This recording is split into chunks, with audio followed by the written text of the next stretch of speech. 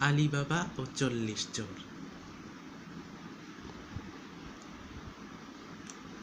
অনেক আগে এক শহরে বাস করত কাশিম আর আলিবাবা নামে দুই ভাই। হিংসুটে কাশিম ছিল বড়লোক আর আলিবাবা গরিব। জঙ্গল থেকে কাঠ কেটে দিন চলত তার। আলিবাবা একদিন জঙ্গলে কাঠ কাটতে গিয়ে হঠাৎ দেখে ৪০ জন ডাকাত ডাকাতি করে ফিরছে। ডাকাতদের সর্দার এক পাথরের সামনে দাঁড়িয়ে চিচিং ফাঁক বলে চিৎকার করতেই সেই বিশাল পাথর সরে গিয়ে ভেতরে এক গুহা দেখা যায়। একটু পরে ডাকাতরা বেরিয়ে যেতেই আলিবাবাও গাছের আড়াল থেকে বেরিয়ে বলে চিচিং ফাঁক। ফের সরে যায় পাথর। গুহার ভিতরে চারপাশে ছড়ানো রয়েছে রাশি রাশি হিরে মণি মুক্তা জহরত। আলিবাবা 2 বস্তা ভরে যতটা সম্ভব নিয়ে দ্রুত গুহা থেকে বেরিয়ে আসে। এত এত মোহর মণিমুক্তা গুনে রাখা কঠিন দেখে তার বউ ভাবে দাড়িপাল্লায় ওজন করে রাখবে, কিন্তু কাশিমের বাড়িতে গিয়ে পাল্লা চাইতেই তার বিবির মনে সন্দেহ হয়। আলিবাবা গরিব কাঠুরে, তার এমন কি জিনিস আছে যে পাল্লা দিয়ে মাপতে হবে?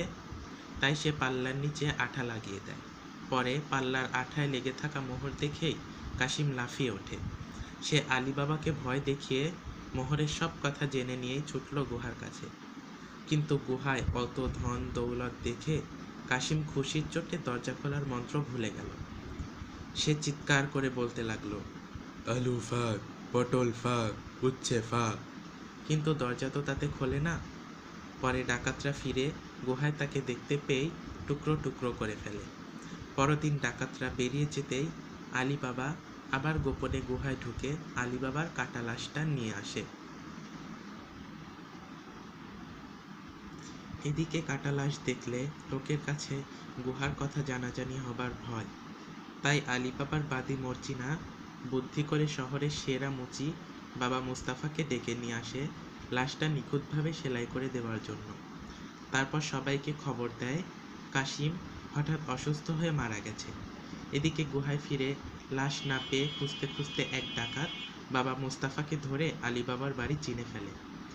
সে পরে দলবল নিয়ে হামলার জন্য আলিবাবার বাড়ির দরজায় চকের দাগ দিয়ে যায়, কিন্তু এবারও মর্জিনাই রক্ষা করে।